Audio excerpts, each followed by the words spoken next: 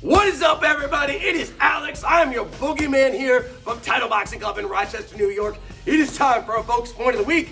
And this week, we're going to talk about leading with our cross. When I say leading, I mean starting our combination off with a cross, right? We don't normally do that. Boxers don't normally do that. Usually, of course, we start with that jab. There's a million reasons for it. We've talked about it before.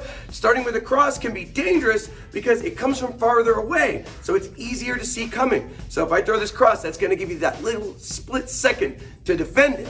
Also, when we throw a cross, we're bringing our weight from our back side to our front side, our back foot to our front foot. When our weight's on our front foot, it can be harder to defend, move away, do other stuff. So it's more of a commitment, you might say, to that punch. So why, given these risks, why would anybody lead with a cross?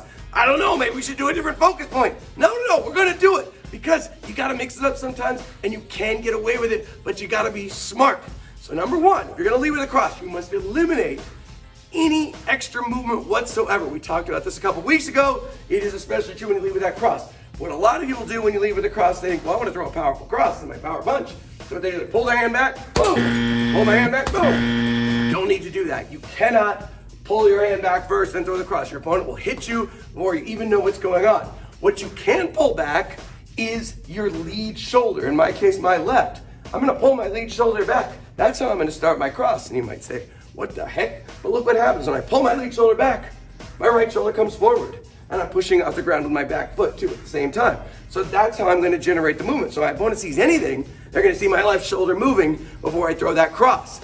Also, that's not the biggest thing though. The biggest thing that people do that makes their crosses easy to see coming is probably my biggest pet peeve, and it's this. Turning the palm down first and then throwing the cross. Even if you do it kind of close to when you start. The elbow comes out, you can see the elbow before the cross gets there. It makes it easy to parry. The other thing too is when you do this, right, you're losing power because your cross is getting away from your center of mass. Whereas if I keep it in tight, right, I'm able to use my skeletal alignment and my center of mass behind the punch. When I do this, I lose a lot of it. It becomes mostly an arm punch.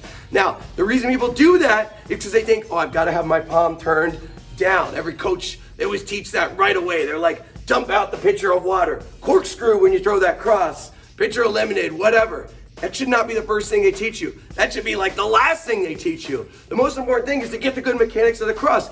And guess what? I got a secret for you. I told you this before, so it's not a secret. But you do not need your palm down when you land the cross. You can throw a perfectly powerful cross with your thumb up. If you don't believe me, try it. The mechanics don't have to change at all. Everything's the same. But your thumb is up. You don't get that rotation. Yeah, you can get that little extra whip at the end if you do it corkscrew at the very end, but you're still gonna get a lot of power and you're not gonna get any of those bad habits. Sometimes people even lose a straight punch because they're kind of doing a little weird corkscrew motion with their arm. So I would get the mechanics nailed down first with your thumb up, and then later you could think about dumping that pitcher of water. So another thing too, when you throw the cross, is you gotta get your hand back fast. Now this is true all the time, but especially if you're gonna lead with your cross. Because maybe you'll miss, maybe they will see it coming, no matter how smart you are. So you can't leave your hand in the back. You've got to get it back quickly. You can't go, boom. Oh, that's too long, right? It's a powerful punch, but you got to get that hand back. You got to be ready to roll, right? Ready to block, ready to move something when you throw that cross. So we're committing to it, but we also got to make sure that we're ready to defend right away. The other thing too, when we throw those crosses, we can disguise them, right? You don't have to just stand there and go, cross, and then throw the other punches, right? I'm moving my head all around. Who knows?